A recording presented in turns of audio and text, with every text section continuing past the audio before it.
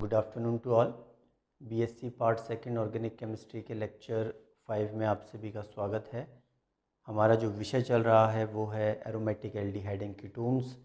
और aromatic aldehyde and ketones में जो सबसे पहले टॉपिक हमने लिया है वो है बेंजल्डिहाइड। और बेंजल्डिहाइड में हम उसके बनाने की विधियाँ पढ़ चुके हैं।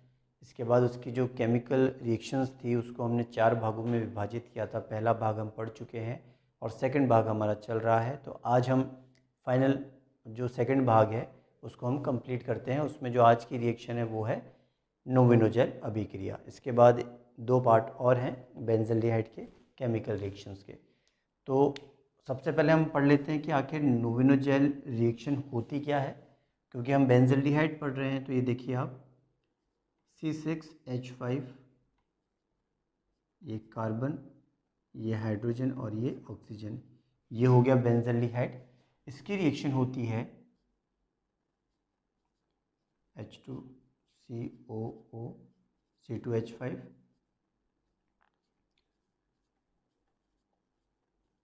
इसे कहा जाता है डाईएथिल मेलोनेट। डाईएथिल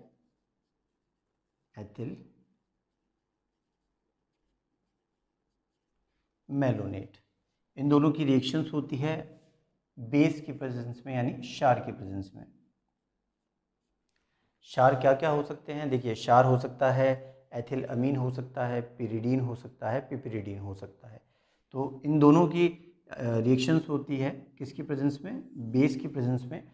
और आपका प्रोडक्ट जो बनेगा नोविनोजेल रिएक्शन में, उसमें आप क्या करें, ये देखिए, ये वाटर का मॉलिक्यूल बाहर निकला तो क्या होता है, देखिए आप, C6H5, ये कार्बन और ये हाइड्रोजन, ये पोर्शन हो गया। अब यहाँ डबल बॉन्ड ब्रेक हुआ है और यहाँ से 2 हाइड्रोजन निकले हैं। तो अब इस कार्बन और इस कार्बन के बीच में डबल बॉन्ड आएगा, फिर ये कार्बन और इसके ऊपर होगा COO C2H5 और ये है आपका COO C2H5। इसके बाद होता है हाइड्रोलिसिस, जल अपघटन।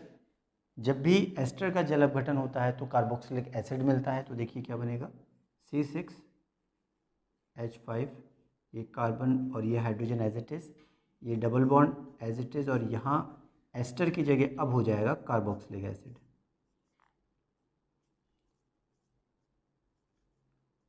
ठीक है। इसके बाद होता है हीट। हीट होने पर माइनस ऑफ कार्बन डाइऑक्साइड होता है, एक कार्बन डाइऑक्साइड का मॉलिक्यूल निकलेगा और देखिए फाइनल प्रोडक्ट जो है आपका C6H5, ये कार्बन, ये हाइड्रोजन, डबल बॉन्ड C, और अब आप देखिए यहाँ पर केवल एक हाइड्रोजन रह गया है और यहाँ पर है COO और ये H। ये है आपका cinnamic acid.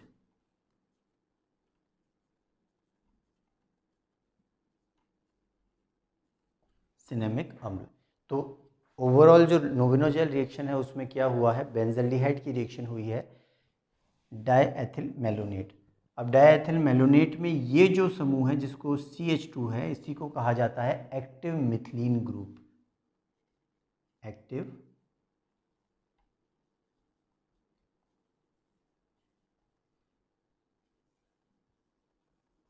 Active methylene group. ये जो डाईएथिल मेलोनेट के अंदर ये जो CH2 है उसको कहा जाता है एक्टिव मिथिलीन ग्रुप। इसका मतलब ये हुआ कि नोविनोजेल रिएक्शन में बेंजल्डिहाइड की रिएक्शन ऐसे कंपाउंड्स के साथ होती है जिनमें एक्टिव मिथिलीन ग्रुप होता है। वो भी हम बताएंगे कि आगे एक्टिव मिथिलीन ग्रुप होता क्या है।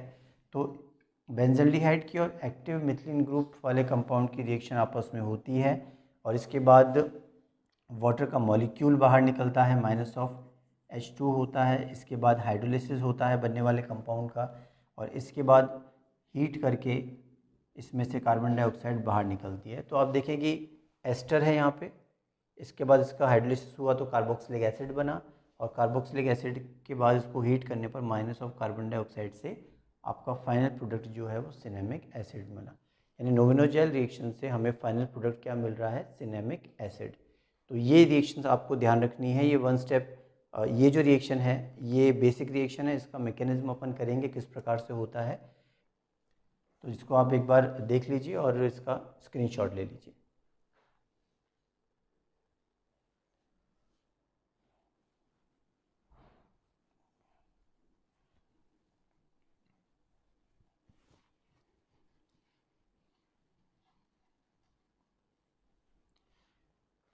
अभी सबसे पहले हम देख लेते हैं कि ये एक्टिव मिथिलीन ग्रुप होता क्या है, उसको हम एक्टिव मिथिलीन ग्रुप क्यों कहते हैं।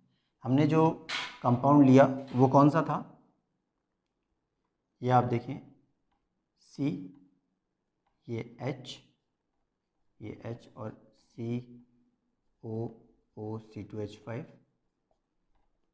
COO C2H5, ये है डाई एथिल मेलोनेट।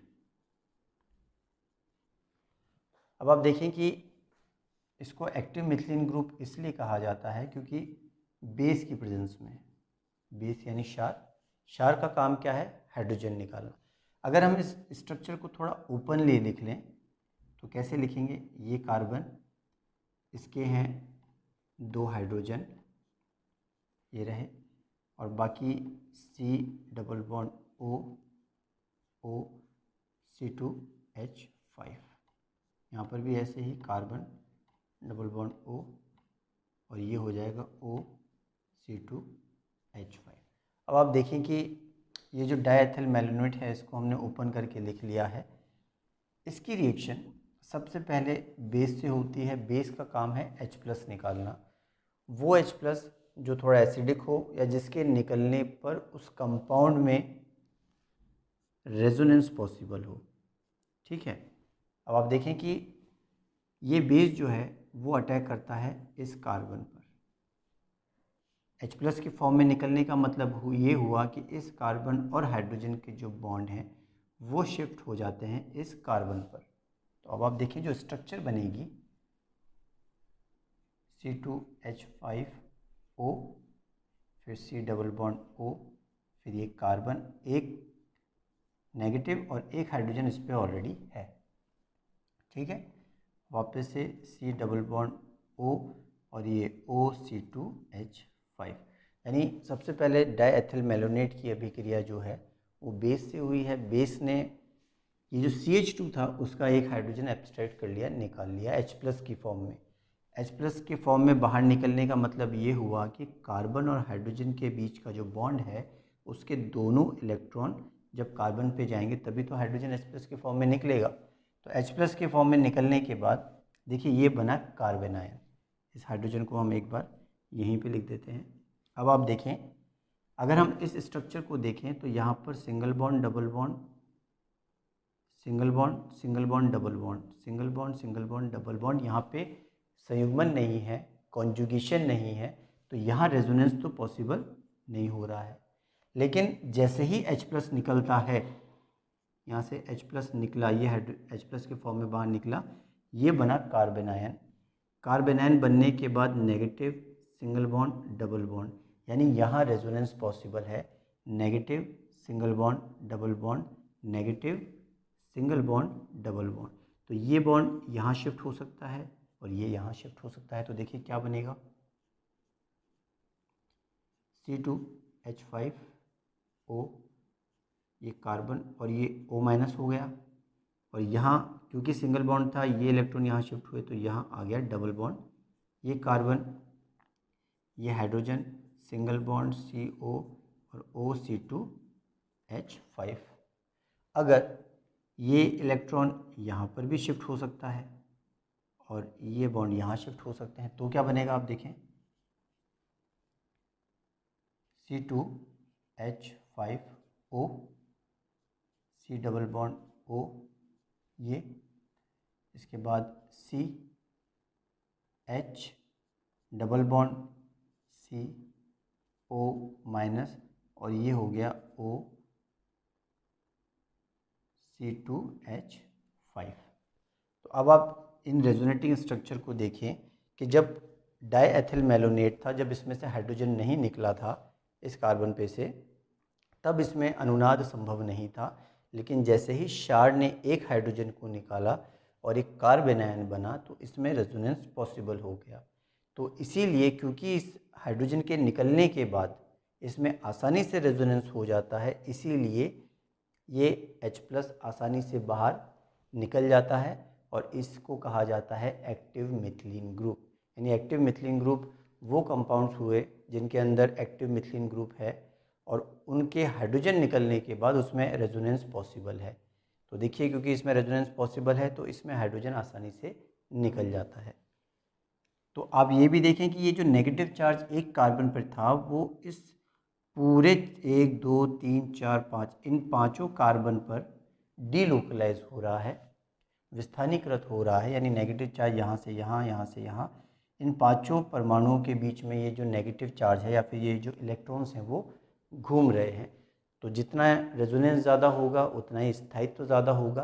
यानी H+ निकलने के बाद इसमें रेजोनेंस पॉसिबल है और अपने आप को स्थायी कर सकता है, इसीलिए आसानी से हाइड्रोजन को निकाल देगा। और एक्टिव मिथिलीन ग्रुप क्या है? वे कंपाउंड जिनके अंदर CH2 समूह है और उस CH2 समूह के एक हाइड्रोजन निकलने के बाद उसमें इजीली रेजोनेंस पॉसिबल होता है। तो ये देख लीजिए आप, डाई एथिल मैलोनेट का एग्जांपल है और ये एक्टिव मिथिलीन ग्रुप कंपाउंड है और क्यों है वो मैंने आपको समझा दिया है। इसको एक बार स्क्रीनशॉट ले लीजिए आप।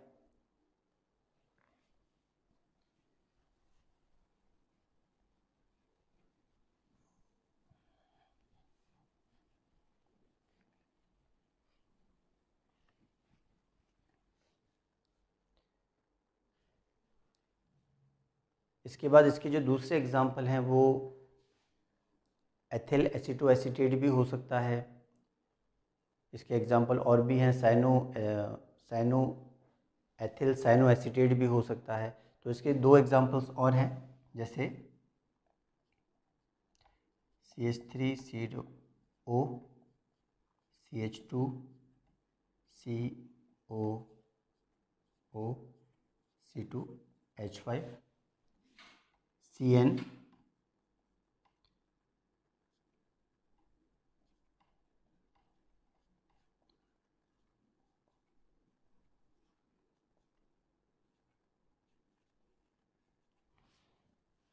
इसका नाम है एथिल एसीटो एसीटेट, इसका नाम है ethyl cyano acetate, ethyl cyano acetate. इसको आप थोड़ा हटा दीजिए, इसमें केवल CH2 एक ही आएगा, ये CN। इसका नाम है एथिल साइनो एसीटेट और इसका नाम है ethyl aceto acetate, ethyl aceto acetate और इसका नाम है एथिल साइनो एसीटेट। तो ये दोनों कंपाउंड्स हैं और इनमें भी एक्टिव मिथिलीन ग्रुप है, आप देखें। और इनमें भी जैसे आप एक हाइड्रोजन निकालेंगे तो इसमें भी रेजोनेंस पॉसिबल है और इसमें भी रेजोनेंस पॉसिबल है। तो एग्ज़ाम में हो सकता है कि जो हमने एग्जाम्पल किया है वही आपसे पूछ लिया जाए और ऐसा भी हो सकता है कि आपको इस तरह के एग्जाम्पल दिए जाएँ। तो नोविनोजेल रिएक्शन में ओवरऑल क्या हुआ है, बेंजल्डिहाइड और एक्टिव मिथिलीन ग्रुप वाले कंपाउंड की अभिक्रिया हुई और फाइनली हमें सिनेमिक एसिड मिला है। तो चलिए आगे चलते हैं, इसकी क्रियाविधि क्या होती है।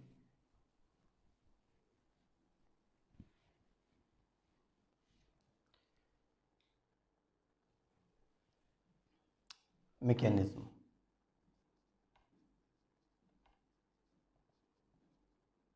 यानी क्रियाविधि।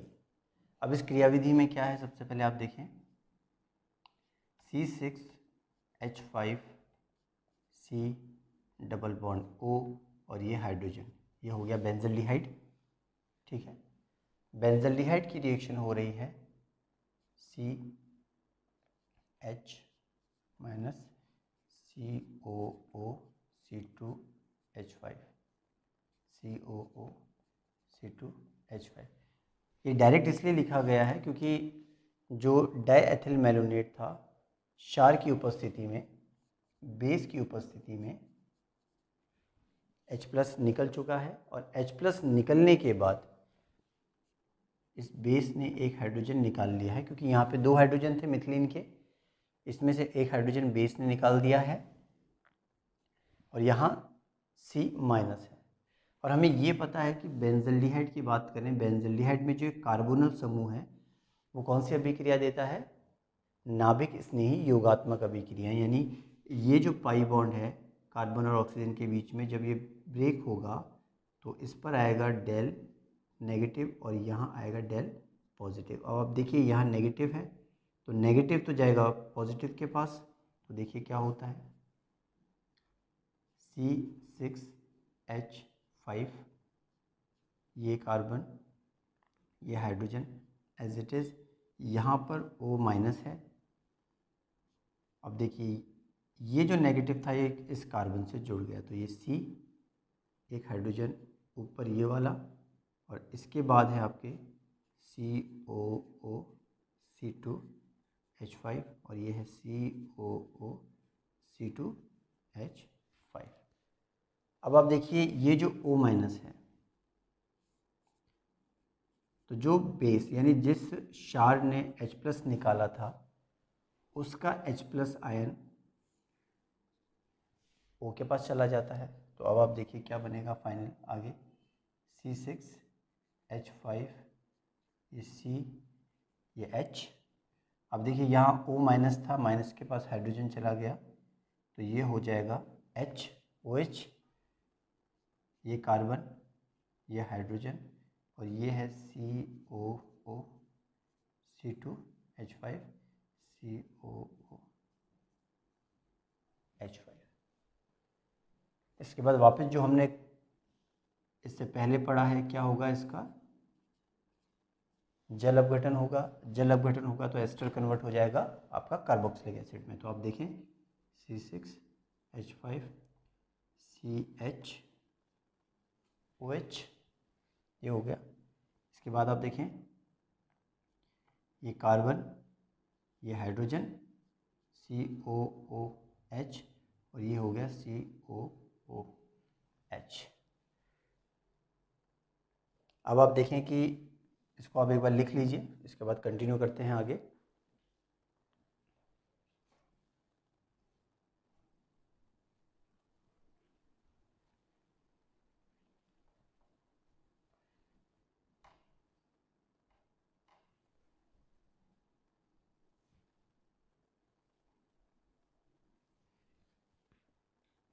अब देखिए क्या होता है, यहाँ पर होता है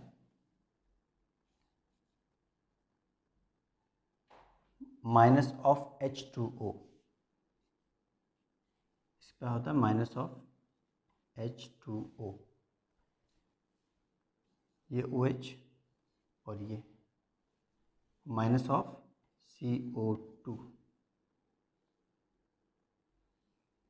अब आप देखिए कि जब माइनस ऑफ H2O होगा, यहाँ से OH निकलेगा और यहाँ से हाइड्रोजन निकलेगा, तो सिंगल बॉन्ड तो ऑलरेडी है इस कार्बन कार्बन के बीच में, एक सिंगल बॉन्ड और हो जाएगा तो डबल बॉन्ड हो जाएगा। तो देखिए क्या बनेगा, C6H5, ये C के ऊपर हाइड्रोजन एज इट इज़ है, OH निकल चुका है, यहाँ का हाइड्रोजन निकल चुका है, सिंगल बॉन्ड था अब हो गया डबल बॉन्ड। फिर ये कार्बन, और इसमें देखिए आप इन दोनों कार्बोक्सिलिक एसिड में से CO2 के रूप में एक निकल चुका है, तो यहाँ केवल हाइड्रोजन है, यानी एक के पास तो हाइड्रोजन होगा और दूसरे पर एज इट इज़ COOH होगा, और ये है हमारा सिनेमिक एसिड।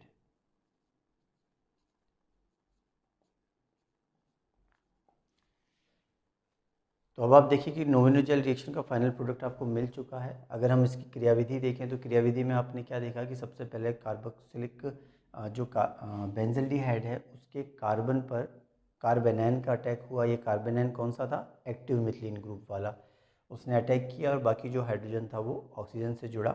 फिर रिएक्शन होती गई, हाइड्रोलिसिस होता है, हाइड्रोलिसिस के बाद वाटर का मॉलिक्यूल और कार्बन डाइऑक्साइड का मॉलिक्यूल बाहर निकलता है, फाइनली आपको प्रोडक्ट आपका सिनेमिक एसिड मिलता है। तो ये भी क्योंकि बाय नेम है रिएक्शन, तो ये आपके एग्जामिनेशन पॉइंट ऑफ व्यू से इम्पॉर्टेंट है, इसे आप देख लें, अच्छे से समझ लें और ख़ुद घर पे प्रैक्टिस करें। और अगर आपको कोई भी दिक्कत हो तो आप पूछ सकते हैं। वीडियो देखने के लिए आपको थैंक यू, और चैनल को लाइक एंड सब्सक्राइब करें।